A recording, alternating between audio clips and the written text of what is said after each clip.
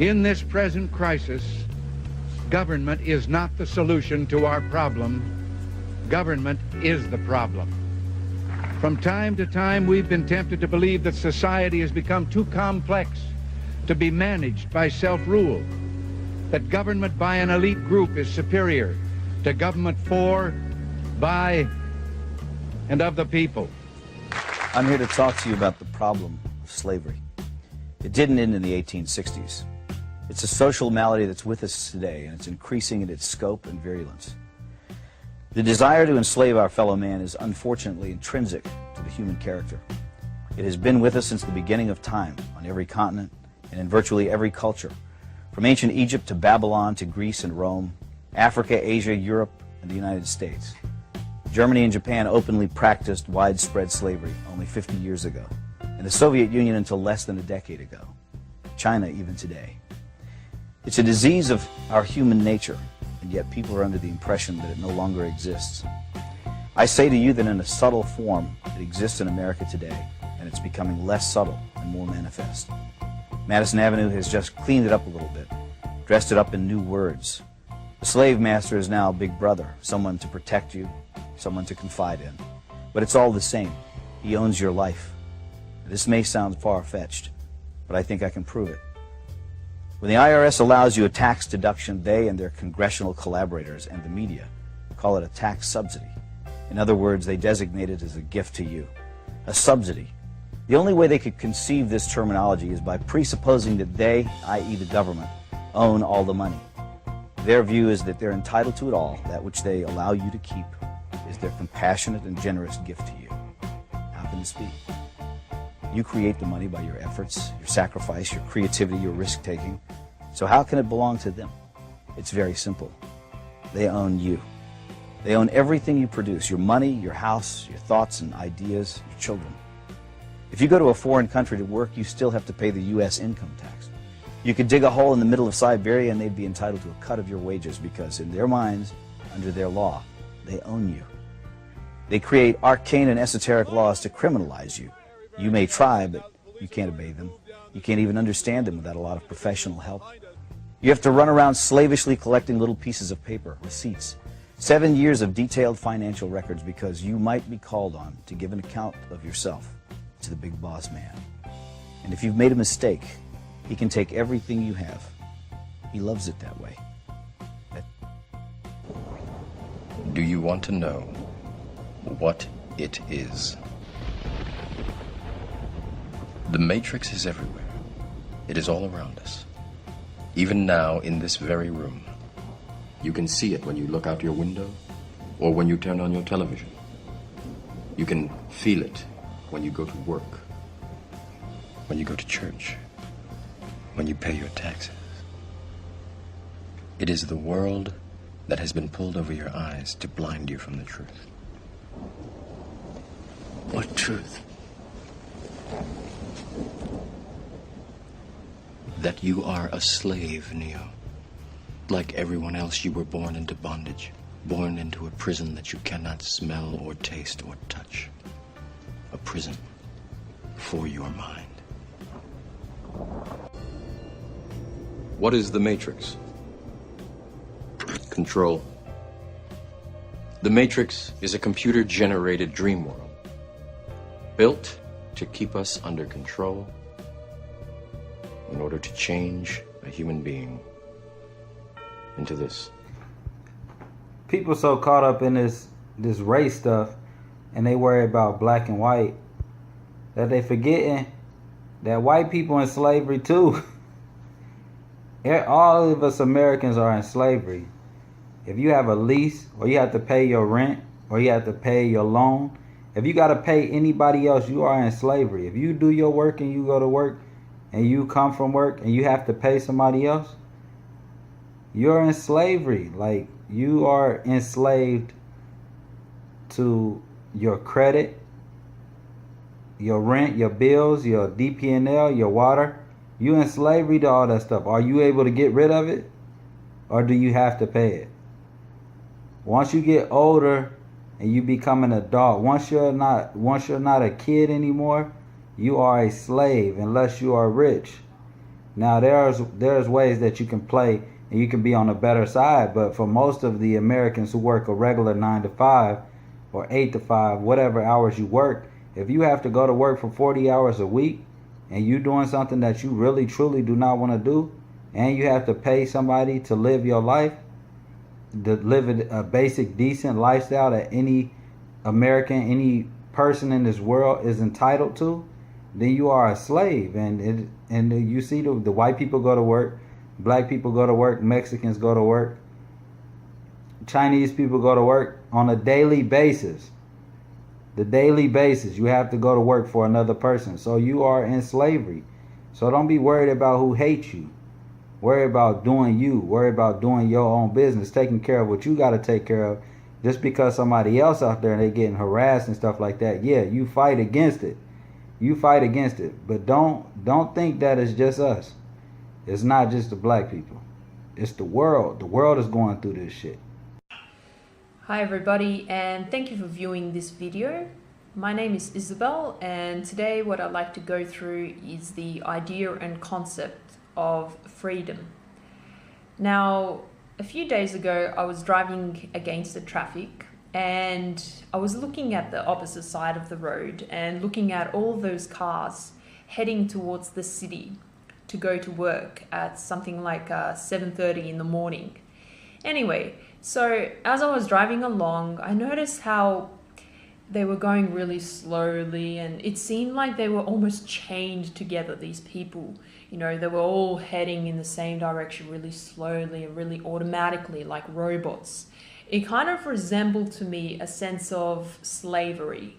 If you contrast that to ancient slavery, and if you look at, you know, how the slaves were tied together with rope or with chains and were whipped by Romans and things like that, you kind of realize that our modern day society isn't too far off from that. Although we don't get the direct abuse, obviously we don't get the whipping and things like that, we do, in a sense, we kind of think that we do have freedom in the sense that we can, you know, switch on our iPod or, you know, put on the music in our radio or listen to the breakfast show or something like that. In that aspect, we believe that we actually have a sense of freedom, and that we're in like modern day vehicles and things like that. We're kind of in the same way chained together and heading towards the same direction, you know, because we have work to do. Now, if we decide not to take that path, then we won't have money. And if we don't have money, we won't be able to survive in this society. We won't be able to buy food. We won't be able to do this and that. We won't have the luxury of life. So it's not really an option to quit work and just sit there and, you know, get payment from the government or something, because that's not very, it's not a very efficient way of living. Now, my point is that if you kind of take a distance from this, if you kind of step backwards and you have a look at why we work in the first place, very few people can come up with very good reasons why we actually work. I mean, what is this human obsession with keeping busy all the time, or with kind of like doing something? What is this human obsession with not being able to just live a life in sort of nature, you know, not having to build all of this stuff? Because if we didn't have to build all of these hotels, all of these roads, all of these cars, all of these things, then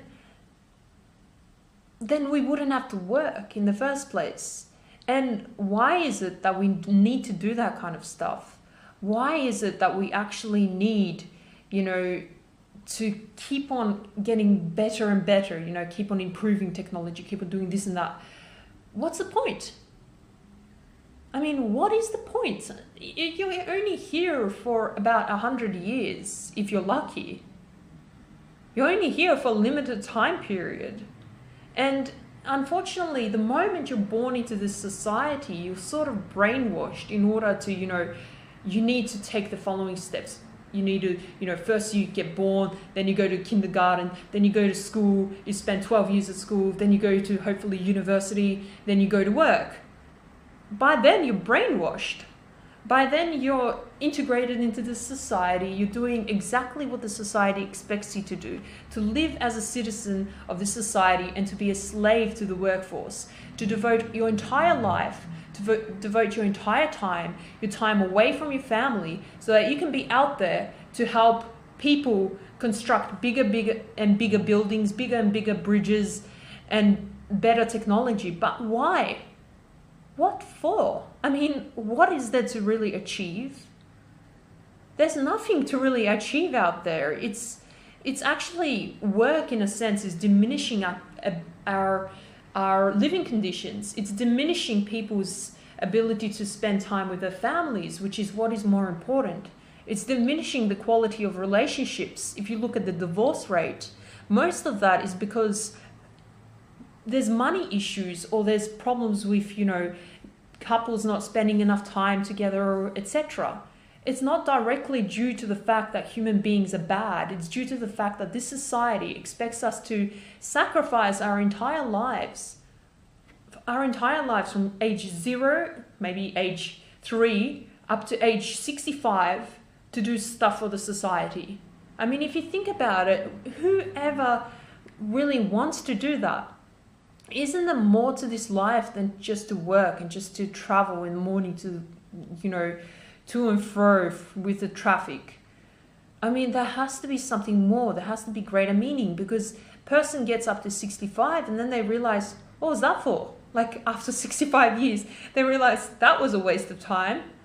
And now I have my freedom, but now I don't know what to do with it, because I need to be busy in order to, you know, have a normal functioning mind.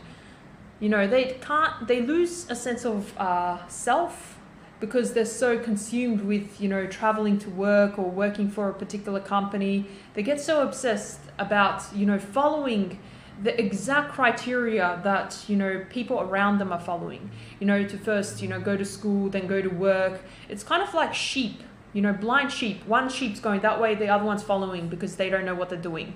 So they're just using that as a model. But you really need to question whether all of this is actually worth it, whether it's actually worth your entire life to sacrifice to a particular company or to particular work, to a particular work type. Now to an extraordinary look inside the world of Apple, the company that makes those gadgets that millions of us love. We're most interested in the people who build their complex gadgets, one tiny piece at a time. As a whole, it's an incredibly complex process, but look at the individuals, and you see mostly teenagers from the countryside, 17, 18-year-olds far away from very poor homes. So this is home. They live in a dorm with 7 strangers, spend 6 days a week repeating the same task again and again. Fatigue and boredom are common in any factory, but this one is surrounded by suicide nets. They are everywhere, a horrifying reminder of 18 workers who jumped from the buildings here at Foxconn City in the past few years. The suicide rate in this massive company is lower than average in China, but after people jumped in such a sobering cluster, Foxconn opened a counseling center and raised starting wages about 25 cents an hour. I wonder, though... Words. The slave master is now Big Brother, someone to protect you, someone to confide in. But it's all the same. He owns your life. This may sound far-fetched. The United States of America, home to 300 million people. Each of us assuming that if we obey the law and mind our own business, there's no reason for anyone to pay much attention to us. That's what we might think, but we would be wrong. Records are being created of activities that used to be wholly private. There are a lot of companies that you've never heard about, but they've heard something about you. Detailed personal information is being collected every day and used in ways we could never imagine. Most Americans are in your database somewhere, right? Also billions of transactions. Internet searches are being recorded. They keep everything. Your political leanings, your religious leanings, your medical concerns, your sexual concerns. Driving habits are being monitored. Vehicle speed, engine speed, whether the brakes are on or off. Employees are surveilled. He's heading back to the shop right now. Shoppers are observed, recorded, and analyzed. That's an alert right there. And personal phone calls? I was under the impression that nobody could steal my cell phone records. As it turns out, I was very, very wrong. We are living through a revolution, a surveillance revolution empowered by technology. Literally within 5 to 7 minutes, we've identified the individual. It's technology that can be put to good use to stop terrorists and solve crimes. But if information falls into the wrong hands, or it's just plain wrong, it can ruin lives. I went without a job for months. Tough 4 months? Very, very difficult for me. From implantable chips, they make a small incision in your arm, to data mining companies. Well, how secure is that database? We take an unprecedented look at the powerful business of personal information. We're not mining through the personal lives of innocent Americans. The government is now working with big business to take surveillance and information gathering to levels that were once the stuff of science fiction. Big Brother, if allowed to happen, will happen. And our job as responsible human beings in society is to make sure that that does not occur. Dr. Amanda Reeve, a Fresno, California OBGYN, had never heard of ChoicePoint. But ChoicePoint had heard of her. It's ChoicePoint's business to know about you. The company maintains a database that has information on virtually every U.S. citizen. Its trove of personal data, an estimated 17 billion records, includes phone numbers, addresses, credit reports, property records, bank accounts, insurance policies, and social security numbers. It sells this information to major corporations, non-profit organizations, and the government. ChoicePoint's detailed information is used by its clients to conduct employee background checks, direct marketing, and criminal investigations. It's also valuable to thieves intent on stealing our identity. Dr. Reeve didn't know any of that on the day she first heard the name on the radio. Economic data out today shows double the... I heard a short piece of the news, something about this place called ChoicePoint. They had some sort of a breach of information. People's identities had been stolen. In 2005, the Alpharetta, Georgia company discovered it had given accounts and therefore access to its database to identity thieves posing as legitimate businesses. Reeve found out she was at risk when she received this letter. The letter talked about how my information may have been given out accidentally, and some people might have taken that information and they could apply for credit. Maybe I should call this number. The aftermath continues. I cannot apply for credit. I don't give information on the phone. It's nerve-wracking because that information is out there and I don't have any control over which way it goes, how it gets used.